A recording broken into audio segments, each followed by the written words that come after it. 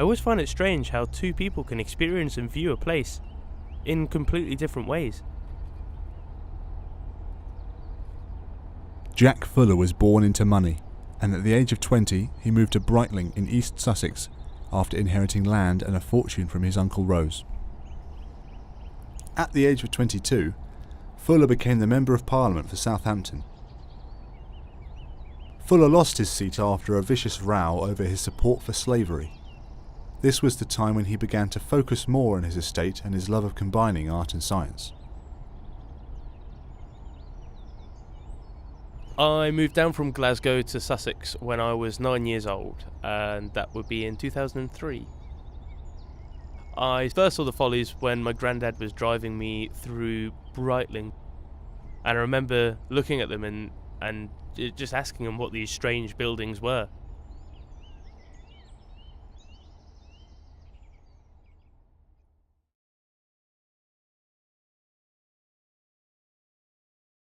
Jack Fuller was affectionately known as Mad Jack by local residents who did not understand his fascination with useless buildings. A folly is a building with no purpose other than decoration. The first of Jack's 6 follies was the summer house.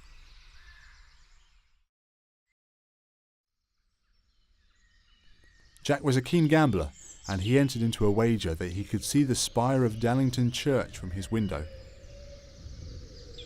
Upon realising that he was mistaken, he quickly constructed the sugarloaf to very effectively mimic the church spire.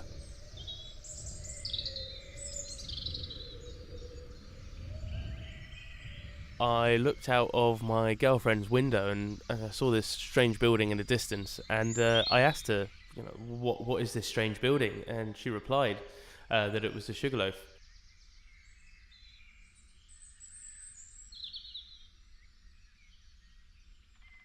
The first time I went, I remember I took my girlfriend there and I gave her a love letter.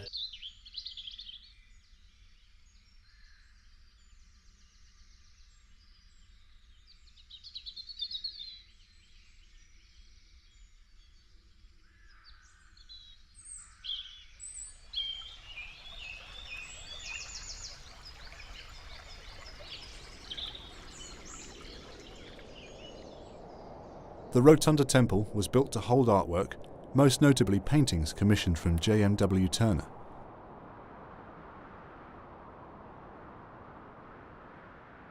Jack was a philanthropist, and during an economic depression he hired hundreds of local labourers to build a huge wall around his estate. However, the wall did not stop trespassers.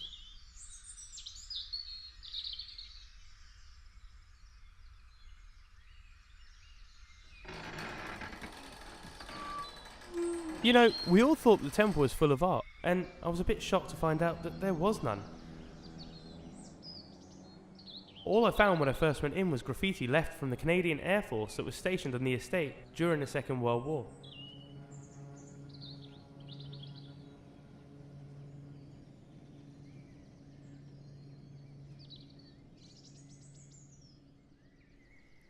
The temple is the motif for the internationally renowned Brightling horse trials, which brings in competitors and spectators from all walks of life.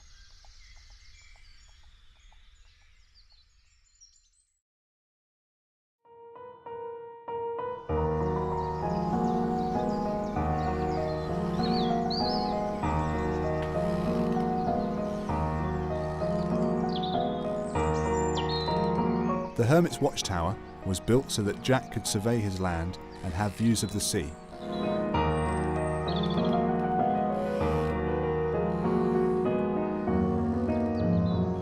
The tower was my special place. I used to go there when I was feeling a bit down or I had to clear my mind.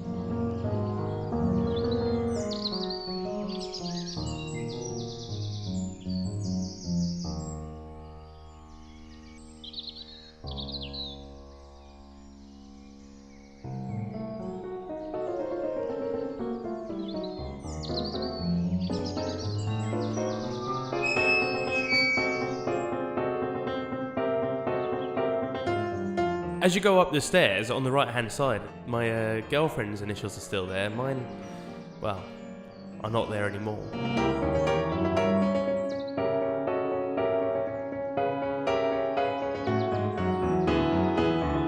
When I was feeling alone, I would go to the top of the tower, I would lie down, I would stare through the open roof.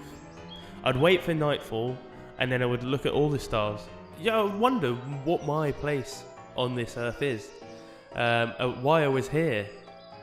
And I would also wonder why the Follies are here. And, you know, it dawned on me that the Follies aligned almost with the stars. And it feels like some of them are there to replicate Orion's belt. Others are there to be individual stars, like the observatory would be Betelgeuse.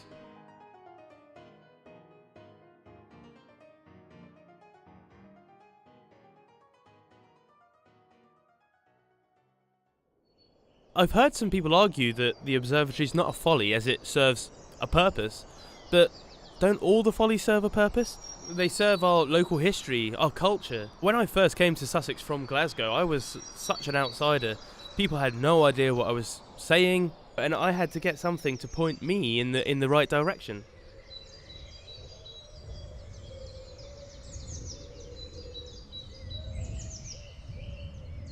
The Obelisk dominates the landscape and is the second highest point in Sussex.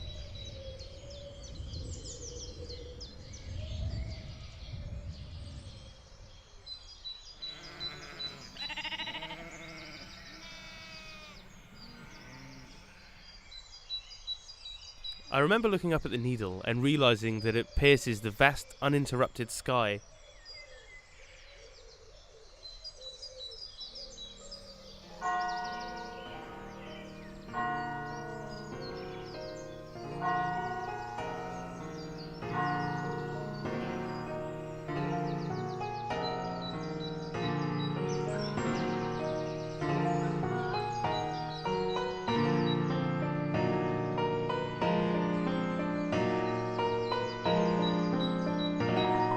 Jack Fuller commissioned the pyramid to be his mausoleum 24 years before his death. This immense structure draws attention away from the Thomas à Becket church, in whose graveyard it stands.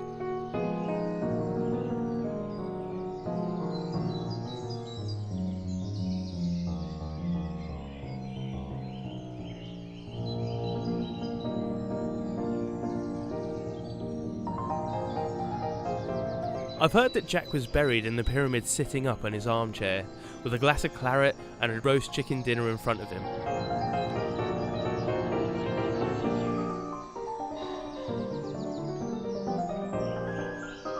The Follies are all focal points, but don't let them fool you. Their place in the landscape belies their size and their distance. In the beginning I was hungry to consume them, and I had rushed to each one in turn. But a short distance turned into a mile, a run into a trek. At last, I grew to love the surroundings and adopted the Follies as guides rather than destinations.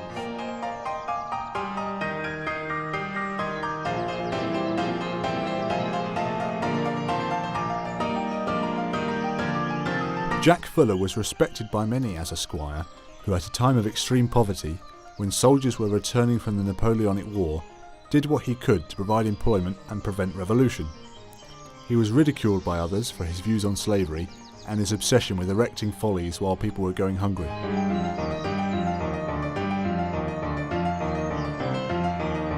Fuller's Follies are an important part of my life and have helped me to find my place. I know many people have followed this path before I have, and I love nothing better than bringing new people to experience them and to fall in love like I did.